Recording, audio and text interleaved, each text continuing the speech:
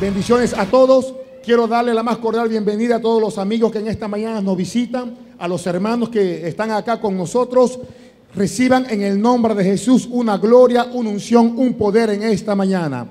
Yo sé que Dios hoy va a hablar a su vida, así que prepare su corazón, prepare su espíritu, porque cosas grandes vienen para usted. Y asimismo quiero bendecir a todos aquellos que nos ven a través de la web. Sean bendecidos y prosperados en el nombre de Jesús. Yo invito a la iglesia en esta hora para que busque en su Biblia. Vamos a estar leyendo el libro de Job, el capítulo 1. Job, capítulo 1.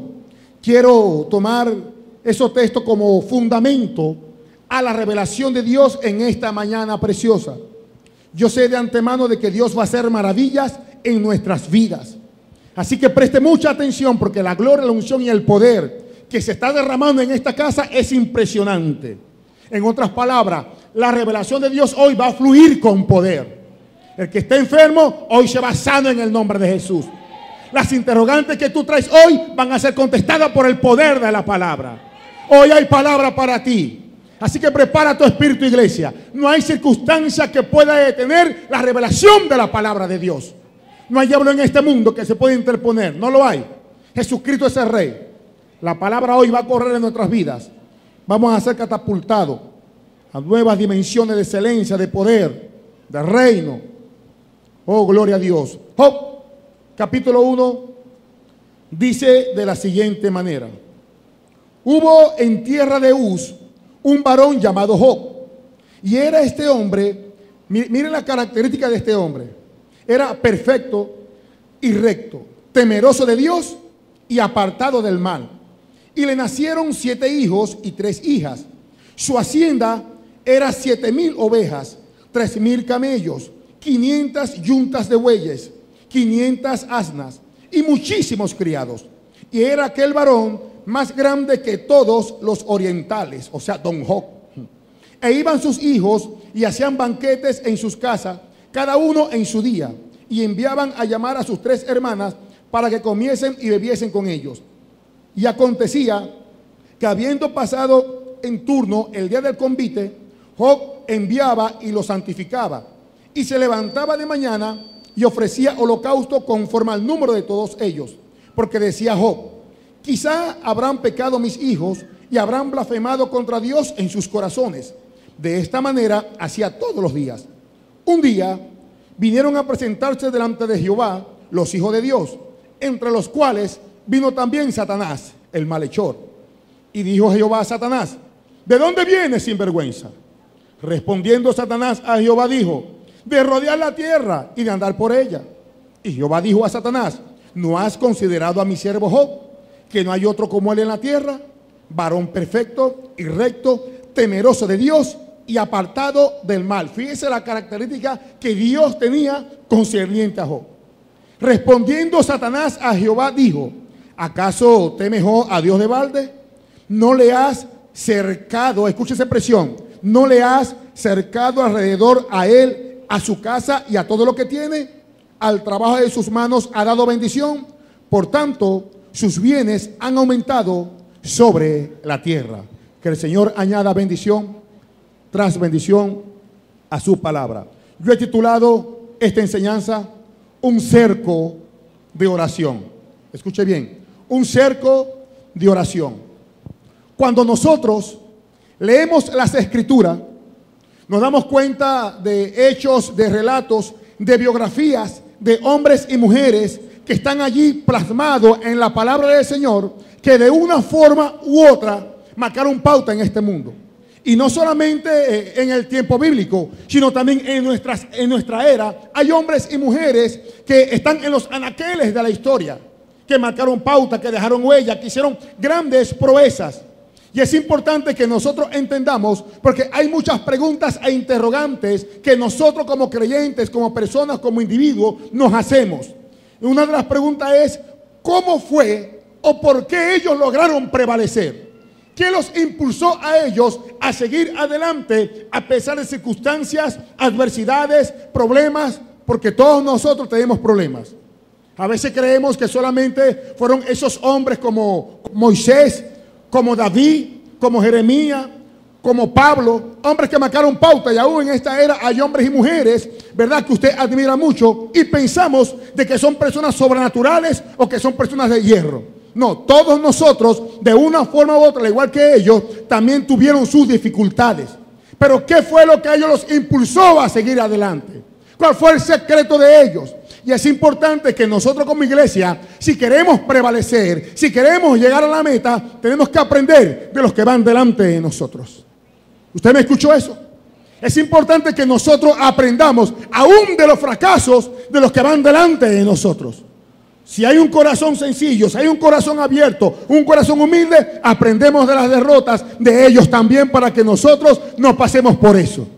Entonces es importante y es necesario que nosotros entendamos qué fue lo que a ellos los impulsó a seguir adelante a pesar de. Porque la circunstancia que muchas veces les rodeaba a ellos era muy negativa. Ahora, ¿cuál fue la circunstancia? ¿Cuál fue el secreto que ellos tenían para lograr vencer? Aunque muchas veces, mi hermano, la multiplicación les era contraria a ellos. Que les era contraria. Sin embargo, ellos fueron hacia adelante. Y yo sé que mucho más adelante, en este tiempo, dentro de 30 años, 50 años, se va a hablar de usted, se va a hablar de mí. Cuando ya partamos de esta tierra, a los 90 años de edad, mucha gente va a hablar de usted y va a hablar de mí. ¿Por qué? Por hechos, por proezas que hayamos hecho en este tiempo. Ahora, ¿cuál fue el secreto que ellos tenían para lograr prevalecer? Porque aún en medio de fracasos y de soledades y de estado de ánimos, ellos permanecieron firmes en lo que habían creído. Y uno de los secretos, analizando las escrituras, que tenían ellos en común, es que eran hombres y mujeres de oración. Escuche esto, porque yo sé que usted hoy va a salir por esa puerta no siendo el mismo. Usted va a salir hoy cambiado por el poder de la palabra del Señor. Usted va a salir por esa puerta con nuevas dimensiones de poder en el Espíritu. Usted no va a ser el mismo. El diablo se fregó con usted. Uno de los secretos que ellos tenían en común es que fueron hombres y mujeres de oración. Hicieron un estilo de vida de la oración, buscando la directriz de papá. Porque en el secreto es cuando nosotros encontramos la dirección y qué es lo que Dios quiere para con cada uno de nosotros.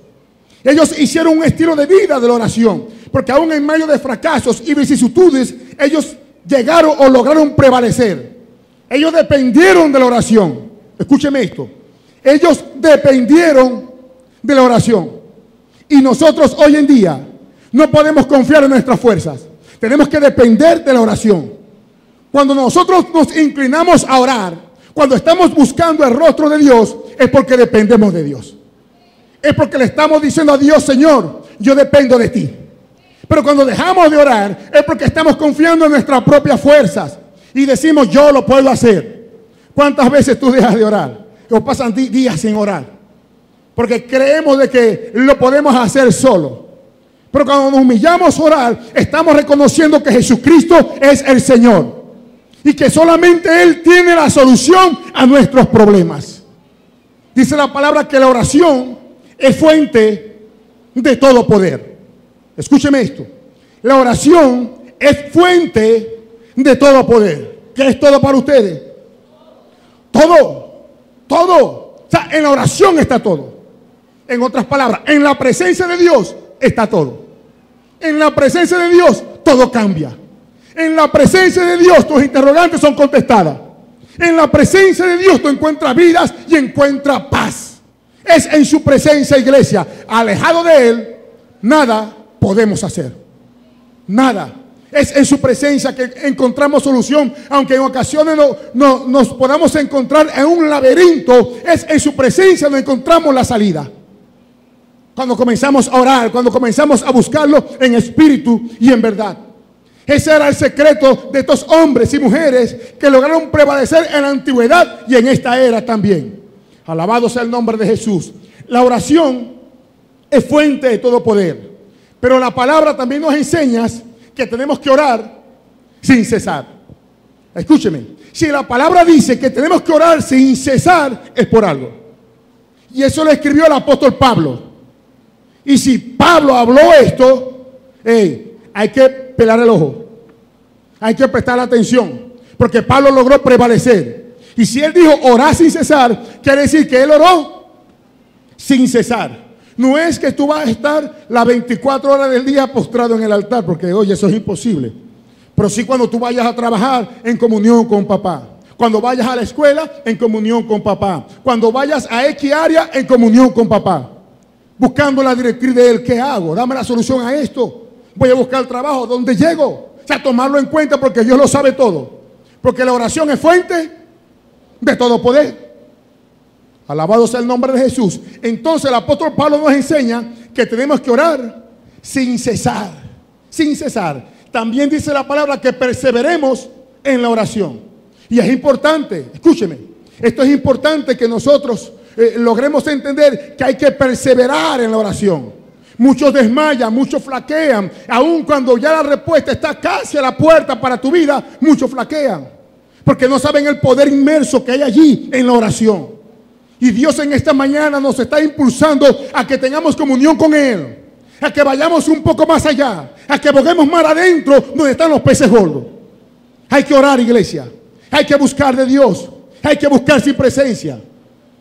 Pero tenemos que ser perseverantes. Hay que perseverar en la oración. Hay una parábola, si no me equivoco, creo que es Lucas 18. Lucas 18, que allí relata esta parábola que Jesús la dijo. Escuche esto. Jesús fue el que dijo la parábola. Habla de la viuda y el juez injusto. Y Jesús habló de la necesidad de orar y no desmayar. O sea, quiere decir que la oración es una necesidad. Así como usted cuando tiene sed, cuando tiene hambre, usted va a la nevera y agarra el agua en el vaso y taca, taca, taca, taca, porque tiene sed. Ahora, si usted llega y abre la nevera y no ve agua, ¿qué es lo que hace? Ay, no hay agua, se desespera, ¿sí o no? Vecina, dame un vaso de agua. Porque hay una necesidad. La oración es una necesidad. O sea, todo creyente tiene que depender de la oración, porque hay algo en la oración.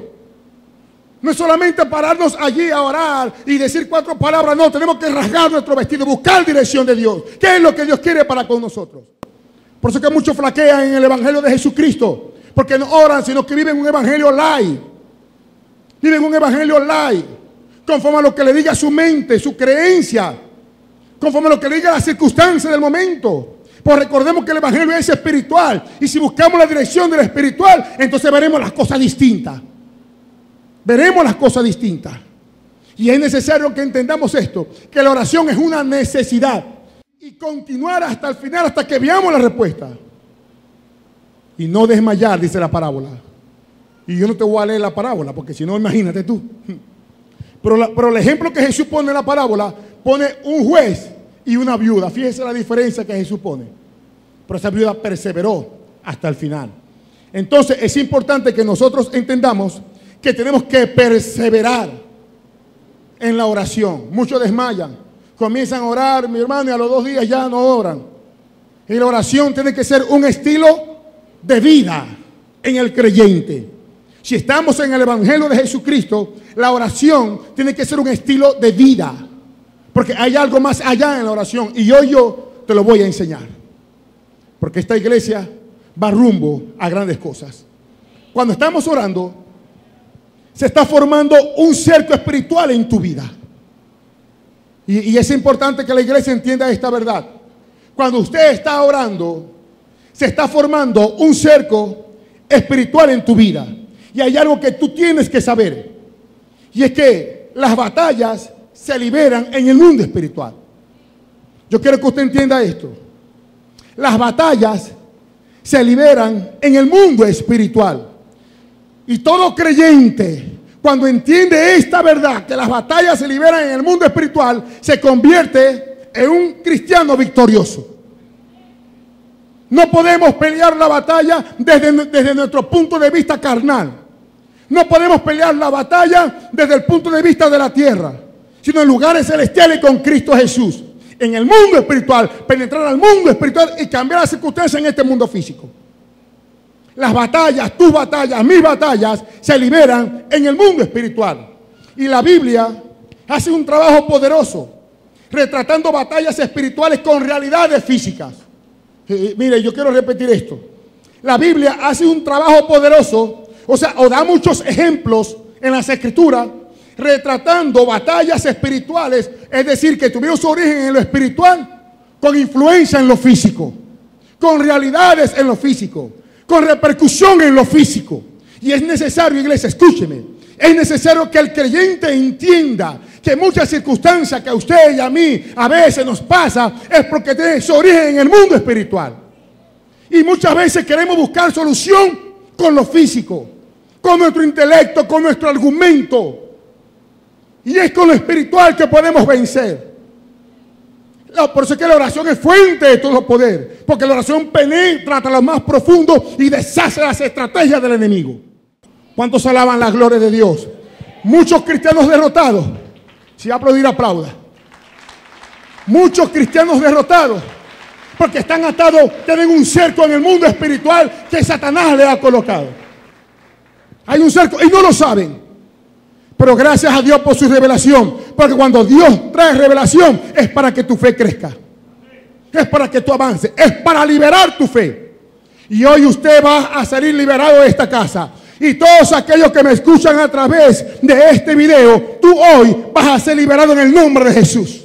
Declaro que las cadenas que atan tu vida son rotas por el poder de la palabra. Aplauda al Rey.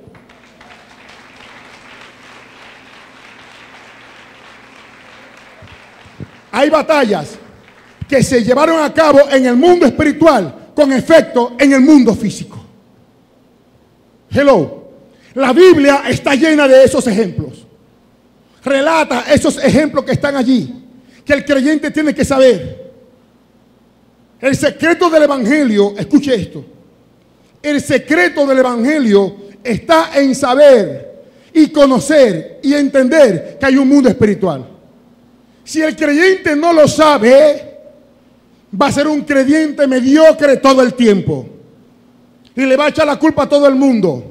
Cuando hay un mundo espiritual, porque el mundo físico depende del mundo espiritual. De modo que lo que se ve fue hecho de lo que no se veía. Lo que se ve es real, pero más real es el mundo espiritual. Dios es un ser espiritual y es real. Si no, ¿a quién estamos sirviendo nosotros? ¿A quién? Entonces, la Biblia está llena de ejemplos de batallas que subieron su matiz en el mundo espiritual y afectaron el mundo físico. Y es necesario que nosotros, escúcheme, es necesario que usted entienda esto. Quizás lo que te está pasando o esa falta de búsqueda a Dios porque te sientes mal, no puedes orar, te sientes pesado para orar, a lo mejor tiene su matiz en el mundo espiritual. Quizás esa debilidad que siempre siente, a lo mejor tiene su matiz en el mundo espiritual. Y no puedes ir a orar con libertad. Pero yo vengo a decirte en esta hora que hoy es el día que a partir de hoy tú vas a tener comunión con Dios en plena libertad. Que a partir de hoy vas a ver la gloria de papá. Que a partir de hoy vas a ver los cielos abiertos a favor de ti. Vas a ver ángeles bajando y subiendo, trabajando a favor tuyo. Hoy es el día para ti. Si oyeres hoy su voz, no endurezcas su corazón. Hoy es el día que Dios hizo para ti. Pero Dios desea que haya una comunión genuina. Dios desea que nos sumerjamos en su espíritu, en su presencia. Pero tienes que entender que hay demonios que no dejan de que tú te metas en libertad. Pero hoy vamos a quebrarlos en el nombre que es sobre todo nombre. Alabado sea el nombre de Jesús. Mire, las tinieblas en este momento están trabajando. Porque sabe que acá hay un pueblo que está siendo liberado. Porque sabe que acá hay un pueblo que está siendo entendido en los tiempos. Y cuando el diablo sabe de que tú sabes, entonces él sabe que tiene que irse. Cuando el diablo sabe que tú estás siendo despertado, así como se despertó el espíritu de Zorobabel, él sabe, mi hermano, que tiene que irse del lugar donde él está morando. Y estos contornos le pertenecen al Rey de la Gloria. Esto no le pertenece a él.